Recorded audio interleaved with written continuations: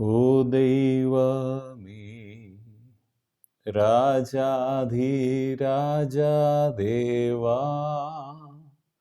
ആദിയന്തം ഇല്ല മഹേശനേ, സർവലോകം അങ്ങയെ വന്ദിക്കുന്നേ, സാധു ഞാനും വീണു വണങ്ങുന്നേ. അത്യുച്ചത്തിൽ പാടും ഞാൻ കർത്താവേ, അങ്ങത്രയോ മഹോന്നതൻ. അത്യുച്ചത്തിൽ പാടും ഞാൻ കർത്താവേ, അങ്ങത്രയോ മഹോന്നതൻ.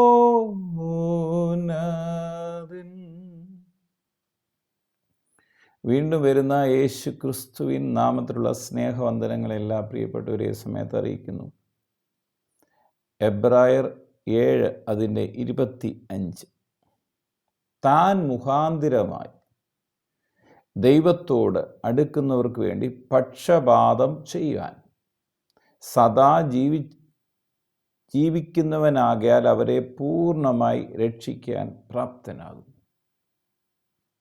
മാനവരാശിയുടെ പാപത്തിൻ്റെ പരിഹാരത്തിനു വേണ്ടി യേശു ക്രിസ്തു ഈ ഭൂമിയിൽ വന്ന് തൻ്റെ അവസാന തുള്ളി രക്തം വരെയും ചൊരിഞ്ഞ് മരണത്തെ ജയിച്ച് ഉയർത്തെഴുന്നേറ്റ് പിതാവിൻ്റെ വലത്ത് ഭാഗത്ത് ഇന്നും നമുക്കായിട്ടിരിക്കുന്നു. മനുഷ്യൻ ചെയ്ത നേർച്ചകൾക്കോ കാഴ്ചകൾക്കോ അശുദ്ധനായി പാപം മുഖാന്തരം അശുദ്ധനായി തീർന്ന മനുഷ്യന് ദൈവസന്നിധിയിലെത്താൻ കഴിഞ്ഞില്ല. ഉദാഹരണം പറഞ്ഞാൽ, നമുക്ക് ആപ്പിൾ ഇഷ്ടമാണെങ്കിലും കുഷ്ഠരോഗിയായ ഒരാൾ കൊണ്ടുത്തന്നാൽ നാം ആപ്പിൾ നിരസിക്കുന്നത് പോലെ അശുദ്ധനായി തീർന്ന മനുഷ്യൻ്റെ പാപങ്ങൾക്കോ പാപപരിഹാരത്തിനുള്ള യാഗങ്ങൾക്കോ പ്രാർത്ഥനകൾക്കോ നേർച്ചകൾക്കോ ദൈവസന്നിധിയിൽ അവരെ എത്തിക്കാൻ കഴിഞ്ഞില്ല.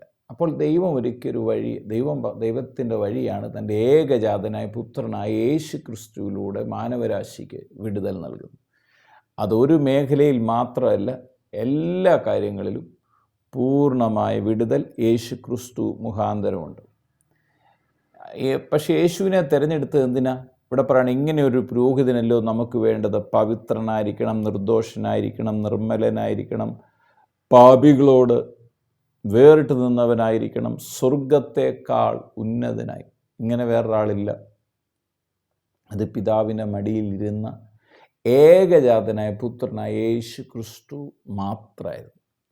അതുകൊണ്ട് പറയാണ്, താൻ മുഖാന്തരമായി യേശു ക്രിസ്തു മുഖാന്തരം ദൈവത്തോടടുക്കുന്നവർക്ക് വേണ്ടി സദാ പക്ഷപാതം ചെയ്യുവാൻ യേശു ക്രിസ്തു ഇന്നും മരണത്തെ ജയിച്ച് ഉയർത്തെഴുന്നേറ്റ് ജീവിക്കുന്നു. റോമർക്ക് എഴുതിയ ലേഖനം 8-ാം അധ്യായം അതിൻ്റെ 34-ാം വാക്യത്തിൽ പറയാണ്, ക്രിസ്തു യേശു മരിച്ചവൻ, മരിച്ച് ഉയർത്തെഴുന്നേറ്റവൻ തന്നെ, അവൻ ദൈവത്തിൻ്റെ വലത്തു ഭാഗത്ത് നമുക്ക് വേണ്ടി പക്ഷപാതം കഴിക്കുകയും ചെയ്യുന്നു. നമുക്ക് വേണ്ടി പക്ഷം ചേർന്ന് വാദം ചെയ്യുന്ന ആ പക്ഷപാതം. നമ്മൾ കുഴപ്പക്കാരാ, പക്ഷെ പക്ഷം പിടിക്കുകയാണ്. ഇവനെ വിടുവിക്കണേ. എങ്ങനെയാ? തൻ്റെ രക്തവുമായി. യാഗത്തിന് ഉപയോഗിച്ചൊരു മൃഗത്തിൻ്റെ രക്തമല്ല. നീതിമാനായിരുന്നവൻ, നിഷ്കളങ്കനായിരുന്നവൻ, പവിത്രനായിരുന്നവൻ, സ്വർഗത്തെക്കാൾ ഉന്നതനായി തീർന്ന യേശു തൻ്റെ രക്തവുമായി പിതാവിൻ്റെ വലത്ത് ഭാഗത്ത് നമുക്ക് വേണ്ടി പക്ഷപാതം ചെയ്യുന്നത് കൊണ്ടാണ് ഞാനും നിങ്ങളും ഇന്ന് വിശുദ്ധരായി തീർന്നിരിക്കും, ദൈവമക്കളായി മാറി. അല്ല, നമ്മുടെ പ്രവൃത്തികളൊന്നും നമ്മളെ വിശുദ്ധരാക്കുന്നില്ല എന്ന് നാം മറന്നു പോകരുത്. എബ്രായർക്ക് എഴുതിയ ലേഖനത്തിൽ തന്നെ അതിൻ്റെ 10-ാം അധ്യായത്തിൽ പറയുകയാണ്, 11-ാം വാക്യത്തിൽ, ഏതു പുരോഹിതനും ദിവസേന ശുശ്രൂഷിച്ചും. പുരോഹിതന്മാരെന്തിനാ? പാപത്തിനുള്ള പരിഹാരം. എന്നിട്ട് പറയണേ, പുരോഹിതൻ ദിവസേന ശുശ്രൂഷിച്ചിട്ടും പാപങ്ങളെ പരിഹരിപ്പാൻ ഒരു നാളും കഴിയാത്ത അതേ യാഗങ്ങളെ കൂടെ കഴിച്ചുകൊണ്ട് നിൽക്കുകയാണ്. യേശുവോ പാപങ്ങൾക്ക് വേണ്ടി ഏകയാഗം കഴിച്ചു. താൻ തന്നെ യാഗമായി തീർന്നു. ഏകയാഗം കഴിച്ച് എന്നേക്കും ദൈവത്തിൻ്റെ വലത്ത് ഭാഗത്തിരുന്നു കൊണ്ട് തൻ്റെ ശത്രുക്കൾ തൻ്റെ പാദപീഠമാകുവോളം കാത്തിരിക്കുന്നു. അങ്ങനെ ഏകയാഗത്താൽ, യേശുക്രിസ്തുവിൻ്റെ ഏകയാഗത്താൽ നമുക്ക് രക്ഷയ്ക്ക് വഴി പിതാവ് ഒരുക്കി. അതിൻ്റെ 9-ാം അധ്യായത്തിൽ പറയാണ്, 11-ാം വാക്യം 12-ാം വാക്യം പറയാണ്, ക്രിസ്തുവോ വരുവാനുള്ള നന്മകളുടെ മഹാപുരോഹിതനായി വന്നിട്ട് കൈപ്പണി അല്ലാത്തതായി എന്ന് വെച്ചാൽ ഈ സൃഷ്ടിയിൽ ഉൾപ്പെടാത്തതായി വലിയപ്പേറിയതും തികവുമേറിയ ഒരു കൂടാരത്തിൽ കൂടി ആട്ടുകൊറ്റന്മാരുടെയും പശുക്കിടാങ്ങളുടെയും രക്തത്താൽ അല്ല, സ്വന്തം രക്തത്താൽ തന്നെ ഒരിക്കലായി വിശുദ്ധ മന്ദിരത്തിൽ പ്രവേശിച്ച് എന്നേക്കുമുള്ളൊരു വീണ്ടെടുപ്പ് സാധിച്ചു.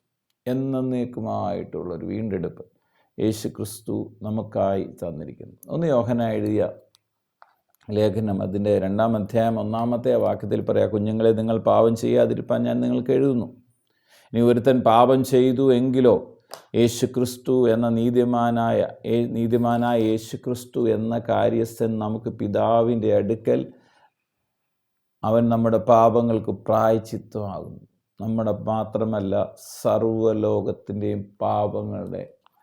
പാപത്തിനും തന്നെ. അപ്പോൾ മുഴു ലോകത്തിൻ്റെയും പാപത്തിൽ നിന്നുള്ള വിടുതൽ യേശുക്രിസ്തുവിൻ്റെ ഏകയാഗത്തിലൂടെ പൂർണ്ണമായിരിക്കുന്നു.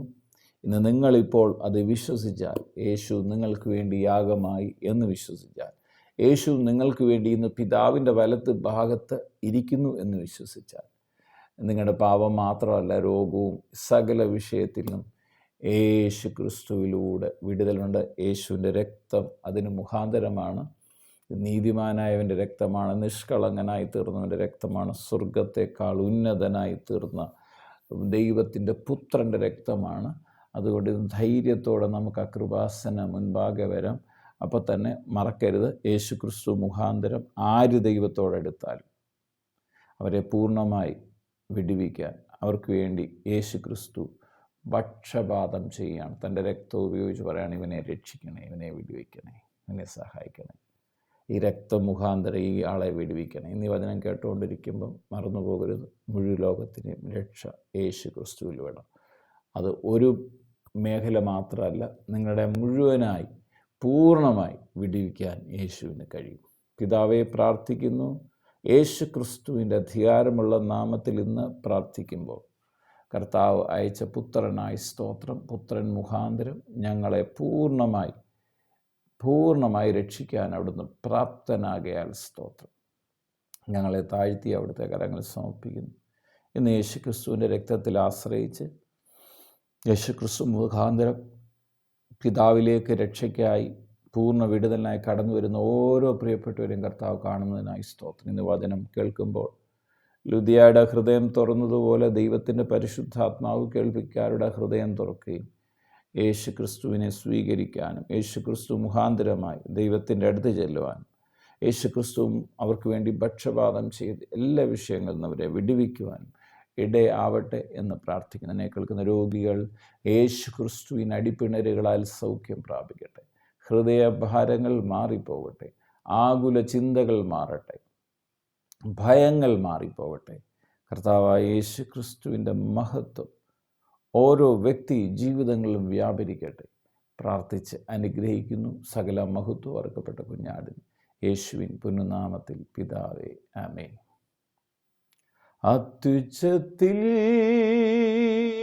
പാടും ഞാൻ കർത്താവേ, അങ്ങത്രയോ മഹോന്നതൻ. അത്യുച്ചത്തിൽ പാടും ഞാൻ കർത്താവേ, അങ്ങത്രയോ മഹോന്നതൻ.